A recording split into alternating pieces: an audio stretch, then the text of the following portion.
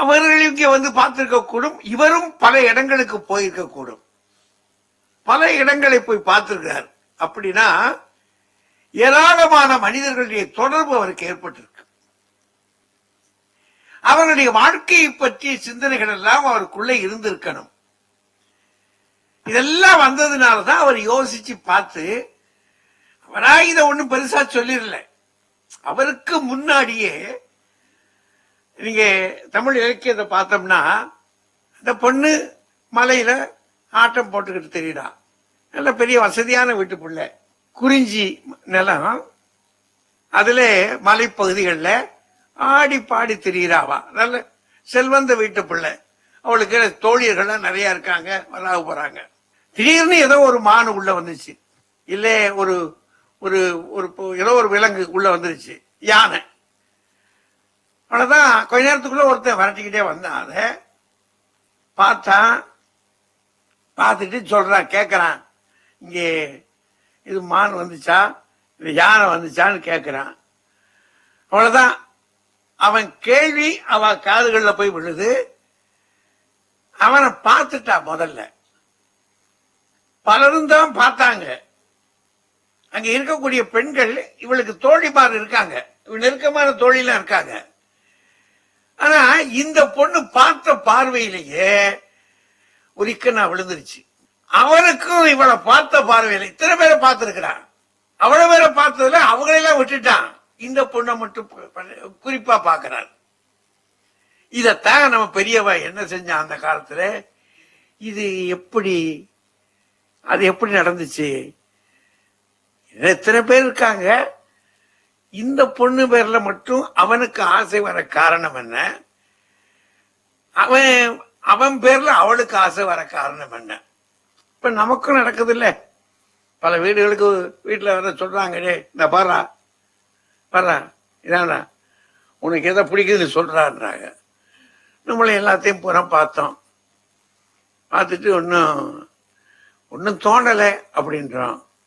பாடுறா இவ்வளவுதான்டா இருக்கு நம்மதுல, இதுக்கு மேல வேற ஆள் இல்லடா பாடுறான்னு சொல்றாங்க. நம்ம என்ன அந்த காலத்துல கல்யாண மாலையா இருந்துச்சு நமக்கு எடுத்து சொல்றதுக்கு இல்ல. பார்த்தாரு, உன்னை படுத்து பிடிச்சுக்கிட்டான், இதுதான் அப்படின்னா. இல்ல அந்த பொண்ணு இவனைத்தான் அப்படின்னு சொல்லிச்சு. என்ன காரணம் இருக்கு அப்படின்னு ஒரு கேள்வி கேட்டா, அவன் சொன்னான், பழைய ஆள் தொல்காப்பியரு, அதுக்கு பால் அப்படின்னா, பால் தந்த வரியம். அது பால்னா ஒரு பகுப்புன்னு நம்ம இப்ப சொல்லுவோம். அந்த காரணம் இதான் கடவுள்ரா அப்படின்ட்டான். பால் ஒரு பொருள், அப்புறம் அதுக்கு பாடு ஊழு, ஊழ்னா அதுக்கு ஒரு முறை, ஊழு, அப்புறம் விதி, வினை, தெய்வம், நிறைய சொற்கள் கொடுத்தா, ஏகப்பட்ட சொற்கள். இதெல்லாம் எங்க இருந்தோ வருதுப்பா அப்படின்னு சொன்னான். இந்த சிந்தனை நெடுங்காலமாக நம்ம ஊர்ல இருந்துச்சு. இதனுடைய தாக்கமும் இவருக்குள்ள இருக்கணும். அவரா புதுசா வந்து கண்டுபிடிச்சிடல, அவர் அழுத்தி இருக்கிறது தொல்காப்பியர் கொடுத்திருக்கக்கூடிய இந்த சிந்தனை இருக்கு பாருங்க. இந்த தாக்கமும் அவருக்கு இருக்கு. நம்ம ஊர்ல மட்டும்தானே இப்படி சிந்திச்சாங்க. அப்படி பார்ப்போமே. பீஷ்மர் படுக்கையில கிடக்காரு, அம்பு படுக்கையில கிடக்காரு. அம்பு படுக்கையில படக்கிற போது அவர்கிட்ட ஏகப்பட்ட கேள்விகள் கேட்கிறான், தர்மன் கேட்கிறான். அப்படி கேட்கிற கேள்விகளை ஒன்று இந்த விதிவாதம் இருக்கு பார்த்தீங்களா, இது என்ன, மனிதன் தனக்கு அம்பு படுக்கையில கேட்கப்பட்ட கேள்வி, அங்க கேட்கிற இந்த கேள்விக்கு அவர் பதில் சொல்றார், பீஷ்மர் பதில் சொல்றார். அப்போ பாரதத்துல பேசப்படுகிற செய்தி இங்க மட்டும்தான் இல்ல. அவன் யூதர்கள் சொன்னான், குதிரை யுத்தத்துக்காக நிக்கும், குதிரை நிக்கலாம், ஆனா அது என்ன பிரமாதமா இருந்தாலும் பரவாயில்ல, வெற்றி என்பது யாரால வரும் தெரியுமா, குதிரையினால இல்லடா, ஜெயமோ கர்த்தரால் வரும்னா. காரணம் வெற்றி என்பது அவனால தான் வரணும், இந்த குதிரையினால வராதுடா. அப்படின்னா உலக சமயங்கள் எல்லாமே, உலக சிந்தனையாளர்கள் எல்லாமே ஒரு ஒரு ஒரு கருத்தை நோக்கி போய்கிட்டே இருக்காங்க, விதி என்ற ஒரு கருத்தை நோக்கி. அது அந்த ஆத்துக்குள்ள விழுந்துட்டாரு நம்முடைய கணியன் பூங்குன்றன். அவரும் அதை சொல்றார். இப்ப நமக்கு ஒரு சந்தேகம், இதுவரைக்கும் ஒரு சொன்னது சத்தான், நம்ம என்ன சொல்றோம், அது எப்படிங்க, எப்படி ஏதோ ஒண்ணு என்னை தீர்மானிக்குதுன்னு சொல்றான், அது எப்படி சாத்தியமாகுமா? அவர் அன்னைக்கு சொன்னாரு, அன்னைக்கு எந்திரங்கள் கண்டுபிடிக்கப்படாத காலம், ஆத்துல அது வாட்டுக்கு போச்சுக்கிட்டு இருந்துச்சு, தெப்பம் குச்சியை வச்சு தள்ளி வேணாம், வெள்ளம் கனமாயிருச்சுன்னு சொன்னா அவன் என்ன குச்சியை வச்சு தள்ளினாலும் அது முடியாது, எதிர் திசையில போக முடியாது, அது போற போக்கில் தான் போய் ஆகணும், அது வேற காலம். இன்னைக்கு அதை கட்டுப்படுத்திட்டான், நிறுத்திட்டான். ஒரு சுவிட்சை போட்டான்னு சொன்னா அங்க நின்னுக்கிடுது, ஒரு சுவிட்சை போட்டா திரும்புது, எதிர்த்து போகுது, வேகமா போகணுமா அதுக்கும் போகுது, அதுக்குள்ளேயே போய் வரணுமா அதுக்கும் கண்டுபிடிச்சிட்டான். எத்தனை விஷயம் வந்திருக்கு. அப்படின்னா இந்த விதிவாதம் இன்னைக்கு பொருத்துமா கேக்குறீதா? இதுக்காக தான் கேட்க பிரச்சனை வர்றது என்னன்னா, மனுஷன் அறிவுல கேள்வியை கேட்க ஆரம்பிச்சுட்டான், அது எப்படிங்க பொருத்தமாகும்? எல்லா விஷயங்கள் எல்லாம் நம்ம கண்டுபிடிச்சு கைக்குள்ள வச்சிருக்கோம், அதுக்கு பாரு நம்ம போய் நம்ம அவன் வந்துட்டான் இப்ப வந்துட்டான், அதெல்லாம் சும்மாங்க, அது முடியாது, விதிவாதம் இல்லைன்னு. இதனாலும் சரி, நான் திட்டமிடுகிறேன், நான் செயல்படுத்துகிறேன், என்னால முடியும், நான் தான் எல்லாத்துக்கும் காரணம், இன்னொன்னு ஒருத்தர் வந்து என்னை அமுக்கிறது இல்லை, என் செயலுக்கு நானு அப்படின்னு ஒண்ணும் இன்னொருத்தரால வர்றதில்லை அப்படின்னு இப்படி மாத்திக்கிட்டே இருந்தான். இதை எப்படிங்க கண்டுபிடிக்கிறது? சுருக்கமா பார்க்கணும் இல்லை, நம்ம இருக்கிற நிலைமைகளை பார்த்தோம்னா நம்ம இப்ப சொல்றோம், இந்த நம்ம ஊர்ல வந்து யோசிச்சு பாருங்களேன், மற்ற நாடுகளை விட நம்ம நாட்டுல நிறைய சிந்திச்சோம். நம்ம வணங்குகிற தெய்வங்கள் எல்லாம் அவதாரங்கள் எடுத்தவங்க, ஒரு அவதாரம் இல்லை, எத்தனை அவதாரம் நம்ம ஊர்ல, தசாவதாரத்துக்குன்னு ஒண்ணு பாக்கி இருக்கு, 9 அவதாரம். சரி, இல்ல சிவன் எடுத்தோம்னு சொன்னா எங்க ஊர்ல 64 திருவிழா நடத்துறாரு.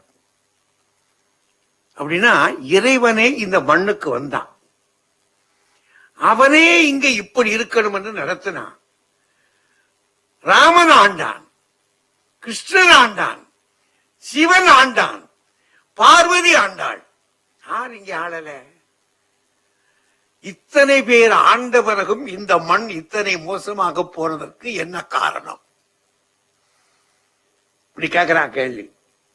பகுத்தறிவாதி எப்படி வச்சு, இத்தனை பேர் வந்துட்டாங்க இல்லையா, ஏன் இப்படி இருக்கு, ஏன் இப்படி கெட்டு போச்சு, இது யாரால? அவங்க பாட்டுக்கு வந்தாங்க. இப்ப இயேசு கிறிஸ்தே வந்தாரு, அவதான் எடுத்தாரு, பாவத்தெல்லாம் போக்கிட்டாரானா,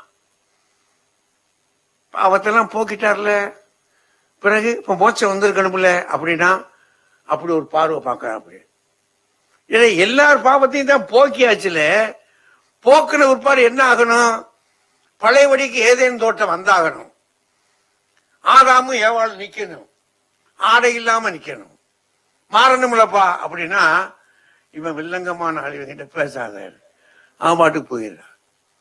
அப்படின்னா என்னையா இது, என்னையா நடந்திருக்கு? விளங்கல. இந்த விளங்காத விஷயங்கள் வந்த உடனே நீ கேள்வியை கேட்டா நான் எதையும் சாதித்து விட முடியும் என்று என்னால் சொல்ல முடியவில்லை, எங்கேயோ ஒரு இடத்துல இடிக்குது, அது என்ன அப்படி கண்டுபிடிக்க முடியாததுனாலதான் திருவள்ளுவர் ரொம்ப பெருசா சொன்னார், அறிவு அற்றம் காக்கும் கருவி. அழிவு இருக்க அதெல்லாம் தகுடுபடி ஆக்கிட்டு போயிருந்தா, அறிஞர் இருக்கானே அவனால் எதையும் முடியும், எதையும் சாதிக்க முடியும்.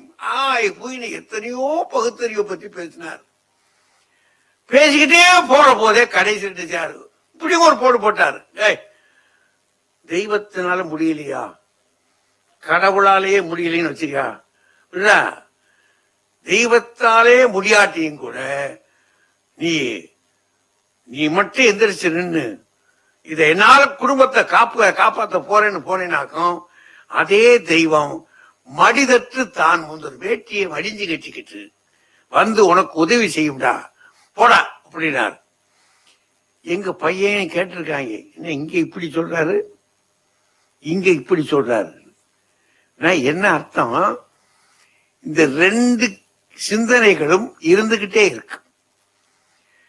வள்ளுவர் காலத்திலிருந்து மட்டும் இல்ல, உலகத்துல எல்லா நாடுகள்லையும் எல்லா இடங்கள்லையும் விடை காண முடியாத இடத்திற்கு போகிற போதெல்லாம் விதிவாதம் வந்து இருக்குது. என்னால முடியலை, இப்படி வச்சு பார்ப்போம், இப்படி வருமே. எத்தனையோ பெண்களை பார்த்தேன், நல்ல பொண்ணா தெரிஞ்சா, ரொம்ப அழகா இருந்தா, என் கண்ணுக்கு அழகா இருந்தா. பக்கத்துல இருக்கிற கேட்டேன், நல்ல பொண்ணுங்க, அடக்கமான பொண்ணு, அப்படியா, பேசாது, அதிகம் பேசாது, அப்புறம் நல்ல பொண்ணுங்க, நல்ல பொண்ணுங்க. ரொம்ப கனவுகள்லாம் விரிஞ்சிச்சு, பறக்கடி பறந்துச்சு, எல்லாம் செஞ்சிச்சு. ஒரு மாசம் தான், அப்புறம்தான் அது வாயி தெரியுது. நான் அந்த ஆளை பாக்குறேன், பேச மாட்டாங்கன்னு சொன்னேன். அதிகம் பேசாதுன்னு இப்ப சொன்னேன், அதிகம் பேசாதுன்னு சொன்னேன். ஏப்பா, நீ ஒரு பொண்ணை பார்க்க வந்திருக்க, ஒரு பொண்ணை பத்தி தப்பு பக்கத்து வீட்டுக்கார நான் தப்பா சொல்லலாமாப்பா? என்ன சந்தோஷமா தானே இருக்கு, அப்படியே சமாளிச்சுக்கிட்டே போ. நமக்கு தெரியுது எவ்வளவு காலம் சமாளிக்கிறது. இப்ப இந்த பொண்ணை பார்த்தது அந்த பொண்ணு நினைக்குது, என் திறமைக்கு இந்த கிறுக்கே வந்து சிக்கிக்கிட்டான். நானா அது என்னைய குறைவா நினைக்குது, நான் அதை குறைவா நினைக்கிறேன். என்ன காரணம் இதுக்கு? இதுக்கு என்ன காரணம்? நான் என்ன நினைச்சுக்கிட்டு இருந்தேன், நம்ம போய் ஒரு பொண்ணை பார்த்து அது நமக்கு பிடிச்சுக்கிடுச்சுன்னு சொன்னா நல்லா தான் இருக்கும். நமக்கு நம்மள என்ன ஏமாத்திரவா போறாங்கன்னு நினைச்சோம்.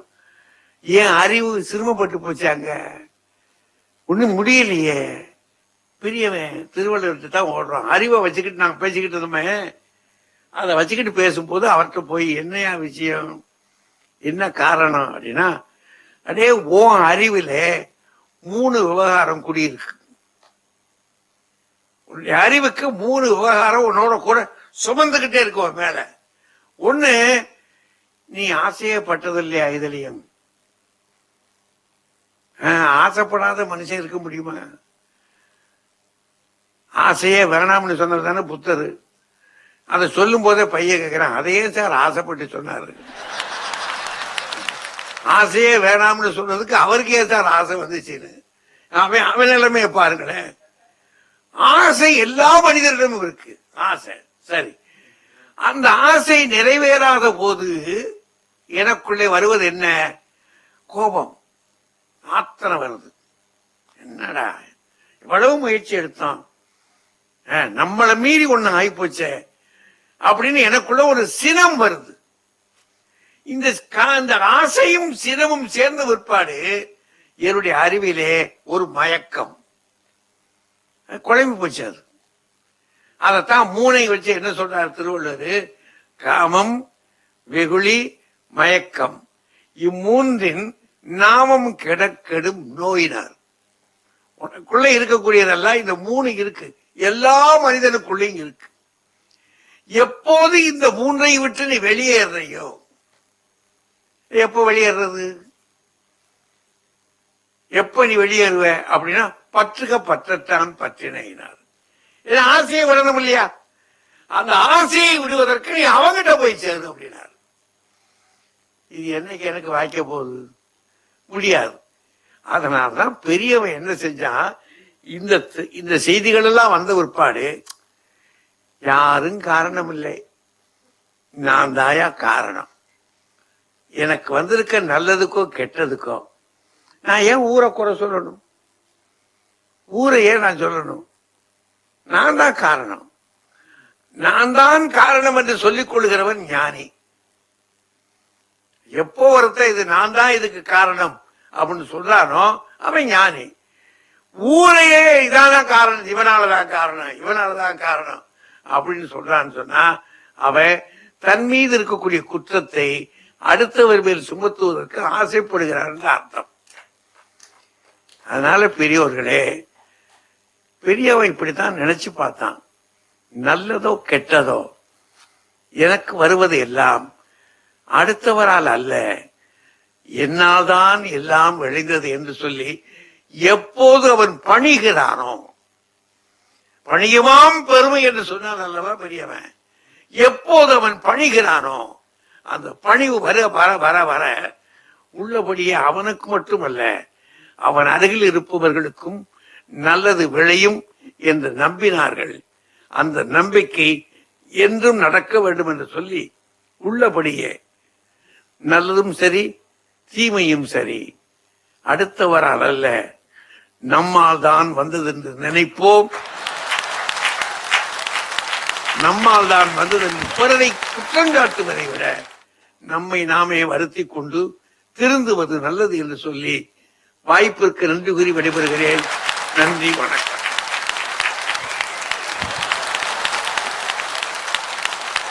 நன்றி. இதுல மேஜர் எஃபர்ட் எடுத்தது வந்து கத்தார் தமிழ் சங்கம். அந்த ஆபீஸ் பேரர்ஸ் எல்லாரையுமே வந்து மனமாற வாழ்த்துறோம்.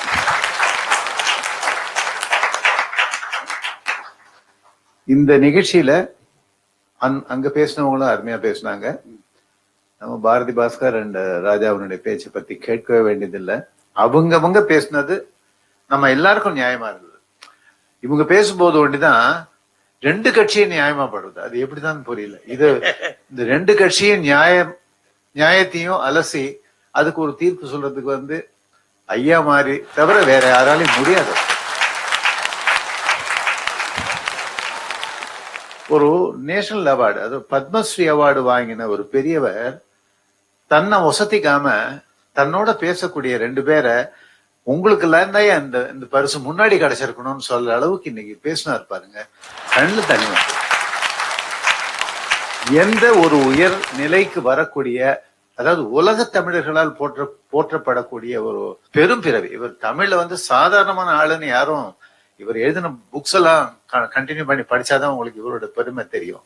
இந்த மாதிரி மேடைகள் அமைக்க கல்யாண மாலைக்கு தான் அந்த பெருமை கிடைக்கிறது. அதற்கு உழைக்கும் திருமதி மீரா நாகராஜனுக்கு மிகுந்த பாராட்டு. மிகச் சிறப்பாக இதை ஒரு டெக்னிக்கல் கோஆர்டினேஷன் பண்ண விஜய்க்கும் ஆனந்துக்கும் அந்த டீமுக்கும் மனமார்ந்த வாழ்த்துக்கள். மிக திருப்தியா இருக்கு. எல்லோருக்கும் வணக்கம், வாழ்த்துக்கள்.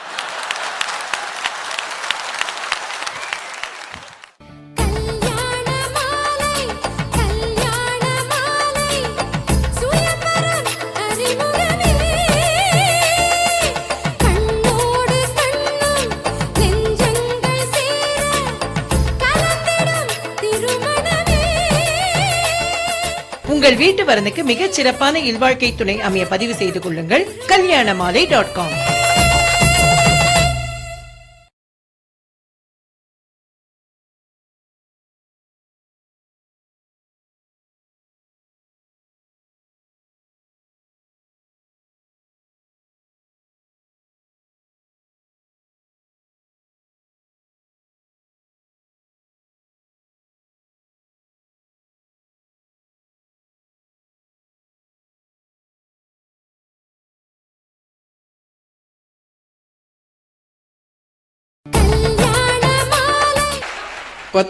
ஆண்டுகள் ஏறக்குறைய 4 லட்சம் திருமணங்களை நடத்தி உலகமெங்கும் வாழுகிற தமிழ் மக்களின் இதய துடிப்பாக இருக்கின்ற கல்யாண மாலையை நைரோபிக்கு கொண்டு வந்த தமிழ் மக்கள் அத்தனை பேருக்கும் எங்கள் எல்லார் சார்பாகவும் வாழ்த்துக்களும் வணக்கமும். இந்த நிகழ்ச்சிக்கு ஏற்பாடு செய்திருக்கக்கூடிய கல்யாண மாலை மோகன் சார் அவர்களே, எங்களுக்கு வழிகாட்டியாகவும் பின்புலமாகவும் இருந்து இந்த நிகழ்ச்சியை வடிவமைக்கின்ற மீரா மேடம் அவர்களே, நாகராஜன் சார் அவர்களே, மற்றும் பல்வேறு நிறுவனங்கள் சார்பாக இந்த நிகழ்ச்சிக்கு உதவி செய்திருக்கக்கூடிய விளம்பரதாரர்களே, Tamil cultural association of Kenya சார்ந்த திருமதி ஸ்ரீதர், திரு ஸ்ரீகாந்த் உள்ளிட்ட அத்தனை பெருமக்களே, இந்த நிகழ்ச்சிக்கு இங்க வருகை தந்திருக்கக்கூடிய கென்யாவின் மிக பிரபலங்களான திரு ராவ் ஐயா அவர்களே, திரு TRM சார் அவர்களே, மற்றும் எல்லா சிறப்பு விருந்தினர்களே, மேடையில் இருக்கின்ற பட்டிமன்ற அறிஞர் பெருமக்களே, உலகெங்கிலும் இந்த நிகழ்ச்சியை காணுகின்ற சன் தொலைக்காட்சி ரசிக பெருமக்களே, பெருந்திரளாக வருகை தந்திருக்கக்கூடிய கென்யா வாழ் தமிழ் நெஞ்சங்களே, உங்கள் அத்தனை பேருக்கும் என் வணக்கத்தை மீண்டும் தெரிவித்துக் கொள்கிறேன். ரொம்ப ஆச்சரியமாக இருக்கிறது, ஒரு கனவு போலவும் இருக்கிறது. இந்த மாதிரி ஒரு பேக் டிராப்ல என்னை உட்கார வச்சது. ஒரு சிங்கம், வரி குதிரை, பெரிய யானை, ஒரு ஒட்டகச்சிவிங்கி, இதோட நான். எவ்வளவு தொலைவு கடந்து வந்தாலும் தமிழ் மனம் அப்படின்றது நம் எல்லாரையும் இணைக்கின்ற ஒரு பெரிய ஒரு மந்திரமாக இருக்கிறதுன்னு நினைக்கும் போது உண்மையிலேயே மிகவும் மகிழ்கிறேன். அந்த குழந்தைங்க மேடைக்கு வந்து தமிழ்த்தாய் வாழ்த்து, எத்திசையும் புகழ் மணக்க இருந்த பெரும் தமிழனங்கேன்னு மனோன்மணியம் சுந்தரனார் என்ன நினைத்து எழுதினாரோ தெரியாது. ஒருவேளை எதிர்காலத்தில் கென்யாவிலும் இது பாடப்படும் என்று நினைத்து அவர் எழுதியிருக்க வேண்டும். கென்யாவிலும் இது ஒரு வெகு தொலைவு இருக்கிற ஒரு நாடு, இங்கேயும் வந்து தமிழ் புகழ் மனம் பரப்புகிறதுன்னு நினைக்கும் போது ரொம்ப சந்தோஷமா இருக்கு, கம்பீரமா இருக்கு. அந்த பிள்ளைகளின் பெற்றோருக்கும் அவர்களுக்கு பயிற்றுவித்த சாந்தி மேடத்துக்கும் வாழ்த்துக்கள். எங்க அம்மா தொணன்னு பேசும், ஒரு இடத்துல இருக்க மாட்டேங்குது. சாப்பிடுனா சாப்பிட மாட்டேங்குது, சாப்பிடாததெல்லாம் சாப்பிடுது. அப்படி பெற்றோர் மேல நமக்கு 1000 கம்ப்ளைண்ட் இருக்குல்ல. அவங்கள ஒரு குழந்தையா பாவிச்சு நான் யானை மேல ஏறணும் அப்படின்னு அப்பாட்ட சொன்ன உடனே தேடி பிடிச்சி ஒரு யானை மேல ஏற்றி உட்கார வச்சு விழுந்துராத பாத்துக்கங்க பாத்துக்கங்கன்னு பதற தகப்பன் பிள்ளைக்கு செய்யற மாதிரி, அப்படி ஒருவேளை யானை கிடைக்கலன்னா தானே குனிஞ்சு அவனுங்க ஏத்தி வச்சு ஒரு 4 நட நடந்து, இதாண்டா யானை, லோக்கல் யானை, கலர் மட்டும் கொஞ்சம் வித்தியாசமா இருக்கும் அப்படின்னு காட்டுகிற ஒரு தகப்பன் பிள்ளைக்கு அன்பு காட்டுவது போல முதிய வயதில் இருக்கிற தாய் விரும்பிய ஒன்றை எவ்வளவு செலவானாலும் எவ்வளவு சிரமமானாலும் கண்முன்னே நடத்தி காட்ட வேண்டும் என்று இங்கே தாய்க்காக செய்கிற ஒரு பெரிய காணிக்கைன்னு சொன்னாங்க இல்லையா கீதா மேடம். உங்களை பெற்றதால் உங்கள் தாய் பெருமை பெறுகிறாரா, அல்லது அப்படி ஒரு தாயை பெற்றதால் நீங்கள் பேறு பெற்றீர்களா என்று தெரியாத அளவுக்கு ஒரு அருமையான குடும்பம் இங்கே இருக்கிறது. இது நம் குடும்பங்களுக்கு ஒரு பாடம், ஒரு படிப்பினை. வயதில் மூர்த்தவர்களுக்கு செய்ய வேண்டிய மரியாதையை கீதா மேடம் ஒரு சின்ன நிகழ்ச்சி மூலம் செய்து காட்டினார்கள். மேடைக்கு வந்து பேச சொல்லும் போது கூட ஒரே வரி, இது என் தாய்க்கு நான் செய்கிற காணிக்கை, அவ்வளவுதான். ஒத்த வரியில உலகமே அதை புரிந்து கொள்ளும். உண்மையிலேயே இந்த நிகழ்ச்சியை ஒரு நாள்ல கல்யாணங்கள் நிறைவேறி நான் கேள்விப்பட்டிருக்கிறேன். ஆனா கல்யாண மாலை ஒரே நாள்ல இவ்வளவு தொலைவு வந்து நிகழ்ச்சி நடத்தணும்ன்றது 24 மணி நேரத்துல பிக்ஸ் ஆச்சுன்னா இது ஏதோ ஒரு இறை அருள் இருக்கிறது. அது எங்களை எல்லாம் இங்கு கொண்டு வந்து சேர்த்திருக்கிறது. இதுக்கு முன்னாடி அந்தமான்ல நாங்க நிகழ்ச்சி பண்ணோம். அந்தமான்ல சென்டினெலிஸ் தீவுகள்ல இருக்கிறவங்க மூத்த இந்திய குடிமக்கள், அவங்க இன்னும் அந்த பழமை மாறாமல் இருக்கிறார்கள். அவங்கள பத்தி விசாரிச்சா அவங்க எல்லாரும் ஆப்பிரிக்கால இருந்து வந்தாங்கன்னு சொன்னாங்க. அங்க போய் யோசிக்க கூட இல்ல, நம்மளே ஆப்பிரிக்காவை கூப்பிடுவாங்க. ஆனா உலகின் மூத்த குடிமக்களாக பல லட்சம் ஆண்டுகளுக்கு முன்னால் மனிதன் தோன்றியது ஆப்பிரிக்கா கண்டத்துல தான் அப்படின்னாங்க. அதன் மிச்ச சொச்சம் இருக்கிறது அந்தமான்ல. கல்யாண மாலை அந்தமானில் இருந்து அந்த மூதாதையரை தேடி ஆப்பிரிக்காவுக்கே வந்திருக்கிறது. ரொம்ப ஆச்சரியமா இருக்குல்ல, அந்த லிங்க் பாருங்களேன், ரொம்ப நல்லா இருக்கு. இந்த மாதிரி ஒரு பேக் டிராப்ல இவ்வளவு அது காட்டருமையா. அது இந்த பக்கம் கிளிமாஞ்சோரோ, ரஜினி சார் பாடின மாதிரி இருக்குல்ல, அது கிளிமாஞ்சோரோ தானே. அந்த மாதிரி ஒரு பேக் டிராப், இது எல்லாத்தையும் வச்சுக்கிட்டு ஒரு பட்டிமன்றம் கென்யால. தமிழ் மக்களுக்கு குறைந்து வருவது பொறுமையும் சகிப்புத்தன்மையும். ஆனால் கென்யாவுக்கு வந்த தமிழ் மக்களுக்கு 2 மிக அதிகமாக இருக்கிறது. அதை விட தமிழரின் பண்பாடு அடையாளமான விருந்தோம்பல் மிக அதிகமாக இருக்கிறது. விரட்டி விரட்டி சாப்பாடு கொடுத்தாங்க. சில வீடுகள்ல விரட்டி விட்டுருவான், ஆனா இங்க விரட்டி விரட்டி. அவர் TRM சாரெல்லாம் அவருக்கு இங்க என்ன ஒரு பெரிய இந்த ஊருக்குள்ள மரியாதை இருக்குன்றதை நாங்க நேர பார்த்தோம். இங்க வந்து நீங்க இவ்வளவு தூரம் எஸ்டாப்ளிஷ் பண்ணிருக்கீங்கன்றது. வெங்கடாஜலபதி கோவிலுக்கு போகும்போது இவங்க மீரா மேடம் சொன்னது உண்மைதான். இங்க இருக்கமா திருப்பதியில் இருக்கமான்னு தெரியாத அளவு ஒரு மரபு கூட மாறாமல் அங்கே அந்த வழிபாடு நடக்கிறது இல்லையா. ராவ் சார் அந்த குடும்பத்துக்கு வாழ்த்துக்கள். அதே மாதிரி பாலதண்டாயுதபாணி என்ன அது கோயில் யா உள்ள நுழைஞ்ச உடனே நமக்குள்ள ஒரு உணர்வு இருக்குல்ல. அதை விட அங்க ரொம்ப சிறப்பு, குழந்தைகளை உட்கார வச்சு முருகன் பாடல்களை பாட வச்சாங்களே. அடுத்த தலைமுறைக்கு சமயமும் ஒழுக்கமும் போகவில்லை என்றால் தமிழ் சமூகம் ரொம்ப கஷ்டப்படும். கென்யாவிலே அதை பிள்ளைகளுக்கு எடுத்து போகிறார் இல்லையா ரமணி சார், அவருக்கு வாழ்த்துக்களும் பாராட்டுகளும் நமஸ்காரம். இந்த மாதிரி ஒரு சூழல்ல பட்டிமன்றம் உங்க எல்லாருக்கும் தெரியும். தமிழறிஞர் சாலமன் பாப்பையா ஒரு 15 வருஷங்களுக்கு முன்னாடி இங்க வந்து பட்டிமன்றம் நடத்தி இருக்கிறார். அதுல என்ன சிறப்புனா காலையில தொடங்கின நிகழ்ச்சி மதிய சாப்பாட்டுக்கு பிறகும் தொடர்ந்ததான். மக்கள் அவரை விடவே இல்லை அப்படின்னு சொல்றாங்க. அந்த அளவுக்கு அவரது தமிழ் ஆற்றலும் பேச்சு திறனும் இந்த மக்களை 15 ஆண்டுகளுக்கு முன்னால் மகிழ்வித்திருக்கிறது. இன்றைக்கு அவரின் பிள்ளைகளாக நாங்கள் வந்திருக்கிறோம். எங்களுக்கும் நீங்கள் ஆதரவு தருகிறீர்கள் என்பதில் ரொம்ப சந்தோஷம். ஆப்பிரிக்கா சின்ன வயசுல 5 கண்டங்கள்ல படிச்சிருக்கிறோம். இதுல ஆப்பிரிக்கான்னு எங்களுக்கு தெரிஞ்சது இருண்ட கண்டம். ஆப்பிரிக்காவை பத்தி அப்புறம் கிழக்கு ஆப்பிரிக்காவில் ராஜு அப்படின்னு ஒரு சினிமா எடுக்கிறேன்னு எம்ஜிஆர் சொன்னார். அதோட சரி, அது எடுக்கல. அப்படி ஒரு செய்தியில நாங்க கேள்விப்பட்டோம். இப்ப கிழக்கு ஆப்பிரிக்காவில் ராஜுனா நாங்க நாகராஜன் சார் தான். அவர் தான் மீரா நாகராஜன். அவர் இங்க வந்ததுனாலதான் நாங்களே வந்தோம். அதனால அந்த ராஜு இங்க வந்துட்டார். ஆப்பிரிக்கான்றது இருண்ட கண்டம் என்பதை தவிர இலைத்தழைகளோடு இந்த குச்சி ஒண்ணு வச்சு டங்கு டங்குன்னு ஆடுவாங்கன்றதை தவிர அதுக்கப்புறம் எங்களுக்கு ஆப்பிரிக்காவை பத்தி தெரியாது. மகாத்மா காந்தியை பத்தி படிக்கும்போது பீட்டர் மாரிட்ஸ்பர்க் அது பத்தி தான் சின்னதா சவுத் ஆப்பிரிக்காவை பத்தி தெரியும். அதன் மூலம் அறிஞர்கள் என்ன சொன்னாங்கன்னா, ஆப்பிரிக்கா என்பது இருண்ட கண்டம் அல்ல, உலகிற்கு ஒளி அளித்த கண்டம். நாங்கள் ஒரு வக்கீலை அனுப்பி வைத்தோம், ஆனால் நீங்கள் சில ஆண்டுகளில் அவரை மகாத்மாவாக மாற்றி அனுப்பினீர்கள் அப்படின்னு எவ்வளவு பெரிய விஷயம் இல்ல ஆப்பிரிக்காவுக்கு. தென்னாப்பிரிக்காவுக்கு முன் தென்னாப்பிரிக்காவுக்கு பின் காந்தியின் வாழ்க்கையை பிரிக்கிறாங்க. வெறும் வக்கீலாக வந்தார்.